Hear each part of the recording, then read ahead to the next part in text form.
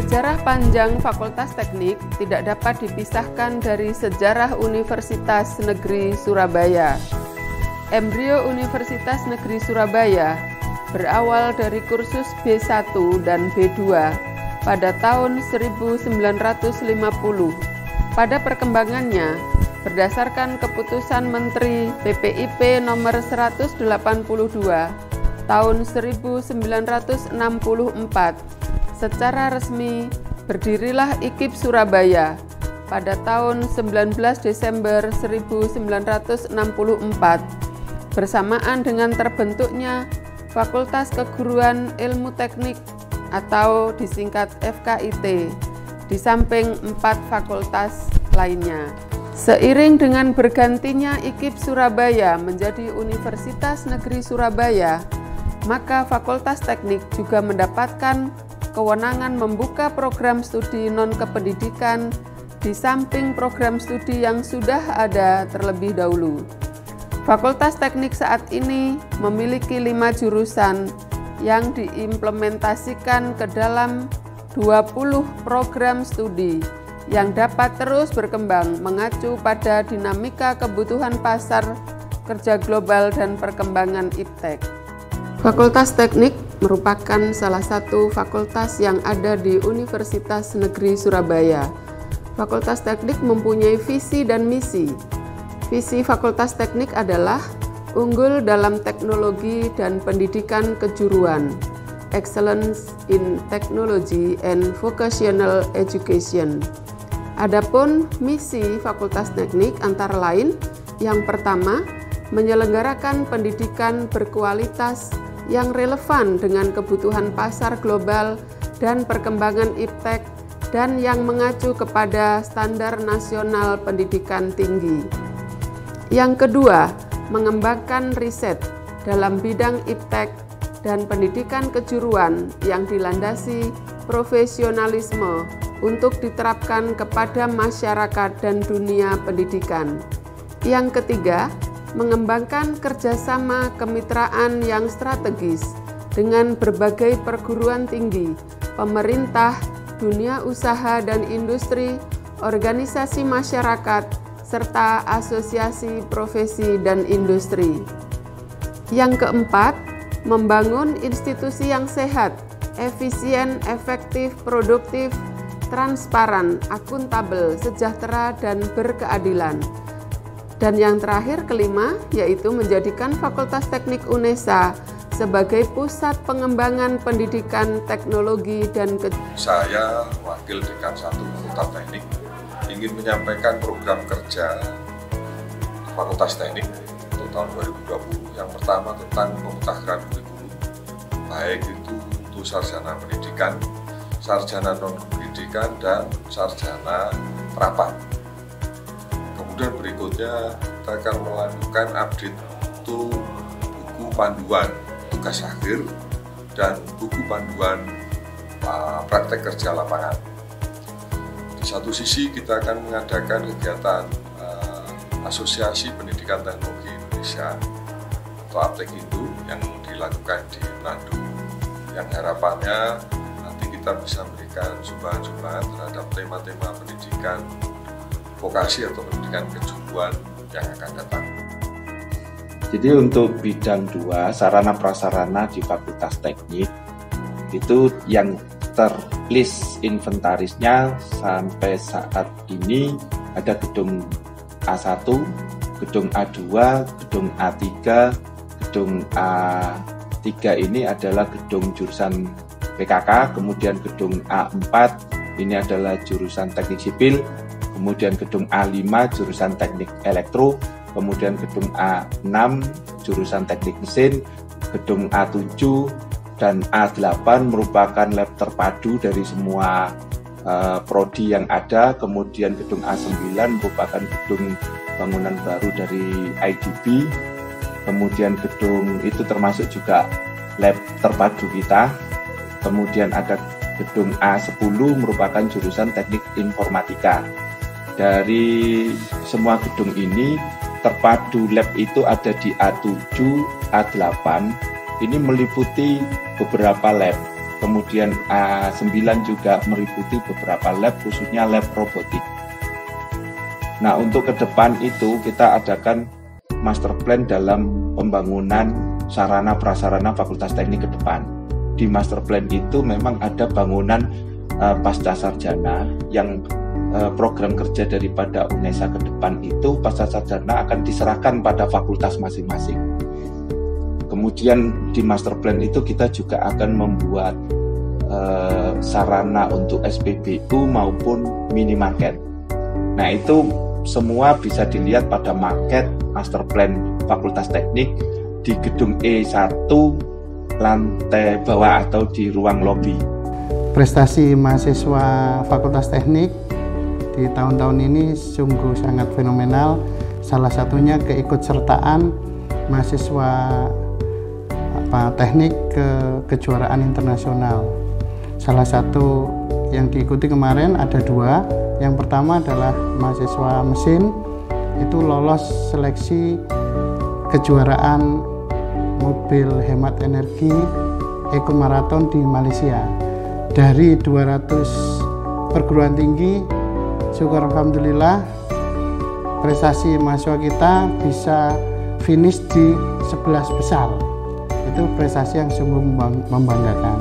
Dan yang kedua, yang prestasi dari mahasiswa jurusan teknik elektro dan juga kolaborasi dengan jurusan teknik mesin itu juga mengikuti kontes robot terbang Tubitak di Turki.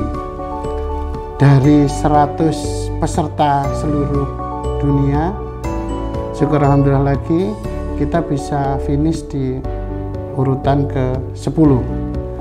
Jadi untuk pembinaan kemahasiswaan bagaimana istilahnya bisa berprestasi secara internasional, kami merekrut senior-senior dari mahasiswa Fakultas Teknik untuk membina adik-adik mahasiswa. Berikutnya prestasi mahasiswa teknik di tingkat nasional, salah satu contoh menjuarai juara 3 mobil hemat energi yang diselenggarakan Belmawa Dikti di Malang. Terus yang berikutnya adalah juara robot berkaki. Alhamdulillah mahasiswa jurusan teknik elektro mampu membawa medali juara harapan 1. Terus yang berikutnya adalah dari robot tari, itu juga mampu bersaing dengan beberapa perguruan tinggi di tingkat regional, menjuarai juara 2. Yang dari teknik informatika kemarin juga syukur alhamdulillah juara 1 dan juara 3 desain web yang diselenggarakan di Bali. Itu juga eventnya tingkat nasional. Untuk mahasiswa teknik tidak perlu menunggu lama bekerja pada saat lulus. Jadi pada saat kuliah pun banyak perusahaan-perusahaan, bahkan warehouse, bahkan juga hotel-hotel banyak yang sudah merekrut pada saat status mahasiswa. Pesan saya kepada adik-adik mahasiswa Fakultas Teknik, marilah kita menjadi generasi muda yang unggul, yang berprestasi, yang bermoral baik, yang mempunyai sifat akhlak karimah, dan marilah kita menjadikan Fakultas Teknik bebas dari paham-paham radikalisme. Adapun proses belajar mengajar pada jurusan kami seperti halnya jurusan teknik yang lain hampir sama, dalam artian bahwa dalam proses belajar mengajar di jurusan kami ada tatap muka di kelas berupa materi yang disampaikan oleh dosen ke mahasiswanya. Akan tetapi agar supaya proses belajar mengajar itu lebih mendalam, maka dibutuhkan praktek. Jadi kami melakukan juga proses belajar mengajar berupa praktek yang kami lakukan di laboratorium yang ada pada jurusan kami di jurusan teknik elektro. Prestasi kami di jurusan teknik elektro di tahun ini di kontes robot dengan nama robot Ashari Rally, kita menjuarai di juara 2 tingkat regional di kontes robot nasional Indonesia. Kemudian di kontes robot nasional Indonesia juga di robot Dewa Yani kita menjuarai harapan 1 di juara tingkat nasional tahun 2019. Untuk prestasi mahasiswa jurusan pendidikan teknik mesin kita kelompokkan jadi 2, yaitu prestasi dalam bidang akademik, yang kedua prestasi dalam bidang ekstrakurikuler. Untuk bidang akademik, prestasinya yaitu sebagian besar mahasiswa indeks prestasinya rata-rata di atas 3 dan menyelesaikan studinya tepat waktu. Kemudian untuk prestasi yang ekstrakurikuler saya kelompokkan menjadi 4. Yang pertama, lomba mobil listrik baik nasional maupun internasional yang seringkali kita terlibat dan sering juga mendapatkan juara. Di antaranya di Malaysia, ada di Lampung, di Malang, di Bali, bahkan di Turki dan di Amerika. Kemudian yang kedua, ada lomba business plan. Baru saja kemarin, anak kita, mahasiswa kita, juara 1 lomba business plan dalam forum Olimpiade Vokasi Indonesia di Undip yang mendapatkan juara 1. Berikutnya ada lomba robot yang sering kali juga diikuti oleh mahasiswa kita, dan di ajang-ajang tersebut bahkan beberapa kali meraih prestasi yang gemilang. Di antaranya misalnya kemarin baru saja mereka terlibat dalam lomba robot terbang di Grati yang diselenggarakan oleh Kemendristek Dikti. Itulah sebagian yang bisa saya sebutkan sebagai prestasi unggulan dari mahasiswa jurusan teknik mesin. Di jurusan teknik sipil Fakultas Teknik Universitas Negeri Surabaya, dalam proses pembelajaran yang dilaksanakan yang pertama adalah di dalam kelas, yaitu antara dosen dan mahasiswa bertatap muka, dan nanti ada tugas dan lain sebagainya. Yang kedua bisa dilaksanakan secara daring, yaitu melalui internet. Mungkin ada tugas dan lain sebagainya, dan penyampaian secara internet atau secara online. Yang ketiga bisa dilakukan dengan praktikum di lab, yaitu untuk menguji dan meneliti di dalam proses pembelajaran maupun di dalam proses tugas akhir dan skripsi. Yang berikutnya juga dilakukan di dalam praktikum di dalam bengkel, yaitu untuk mempraktekkan baik yang kayu, batu maupun beton. Tidak lupa juga dilakukan kunjungan ke lapangan kepada pihak-pihak proyek maupun pihak-pihak materi yang sifatnya yang tidak ada di dalam kampus, bisa dilakukan dengan melakukan kunjungan ke lapangan. Yang ketiga dengan melakukan kunjungan kuliah tamu, yang kita mengundang adalah biasanya dari praktisi yang mempunyai kompetensi di bidang yang akan diberikan kepada mahasiswa. Prestasi 2 tahun terakhir yang diperoleh oleh mahasiswa di jurusan teknik sipil Fakultas Teknik Universitas Negeri Surabaya, yang pertama adalah juara 2 karya tulis ilmiah di Synergian di Village ITS Kampus Diploma Surabaya. Yang kedua juara 2 Break Competition Polynemes Semarang. Yang ketiga juara 1 Dynamic Load Break Competition CIVEC ITS Surabaya.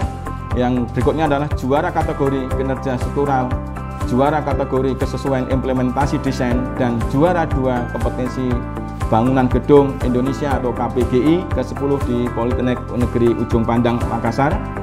Yang berikutnya adalah juara harapan 1 lomba beton ringan di kompetensi rancang bangun di Udayana, Bali. Yang terakhir adalah juara 1 Balsa Break Competition di Unisma Malang. Jurusan PKK memiliki 6 program studi, yaitu 4 program studi S1 dan 2 program studi diploma atau sarjana terapan. Dalam pelaksanaan pembelajaran sehari-hari, jurusan PKK ditunjang oleh 20 lab yang memfasilitasi prodi D3, D4 Tata Boga, D3, D4 Tata Busana, S1 Pendidikan Tata Boga, S1 Pendidikan Tata Busana, S1 Pendidikan Tata Rias, dan S1 Gizi. Pembelajaran dilakukan secara teori maupun secara praktek. Beberapa prestasi yang pernah diraih oleh mahasiswa jurusan PKK, baik itu tingkat nasional maupun regional, pada tahun 2018, juara 1 lomba make up, kemudian juara 2 lomba pengolahan bakery pastry, juara 3 untuk lomba debat bahasa Inggris tingkat nasional. Jurusan Teknik Informatika Universitas Negeri Surabaya menempati sebuah gedung yang sangat representatif. Gedung jurusan Teknik Informatika terdiri dari 4 lantai, di mana di setiap lantai memiliki karakteristik dan tujuan yang dibangun untuk tujuan yang spesial. Gedung jurusan Teknik Informatika secara infrastruktur dilengkapi dengan fasilitas-fasilitas yang sangat mumpuni untuk mensupport proses belajar mahasiswa, di mana dengan dukungan 4 laboratorium besar dan 10 laboratorium pendukung, jurusan Teknik Informatika siap untuk mencetak generasi-generasi muda yang siap dan tanggap terhadap perkembangan teknologi dan terutama revolusi industri 4.0. Yang berikutnya adalah sumber daya manusia yang ada di jurusan Teknik Informatika, memiliki sumber daya manusia baik tenaga pengajar dan tenaga teknik yang memiliki kualifikasi dan kompetensi di bidang. Jurusan Teknik Informatika memiliki 29 tenaga pengajar dengan kualifikasi profesor, doktor, dan magister yang memiliki kompetensi yang sangat signifikan, yang siap mengantarkan putra-putri Bapak Ibu untuk menghadapi perubahan dan dinamika revolusi industri 4.0. Tantangan yang berikutnya yang siap dihadapi oleh jurusan Teknik Informatika adalah perbedaan demografi, perbedaan culture, yang merupakan sebuah keadaan di mana jurusan Teknik Informatika terus berkolaborasi untuk menghasilkan metode-metode, aplikasi-aplikasi baik yang menunjang proses pembelajaran maupun proses akademis yang ada sebagai penunjang proses belajar mengajar.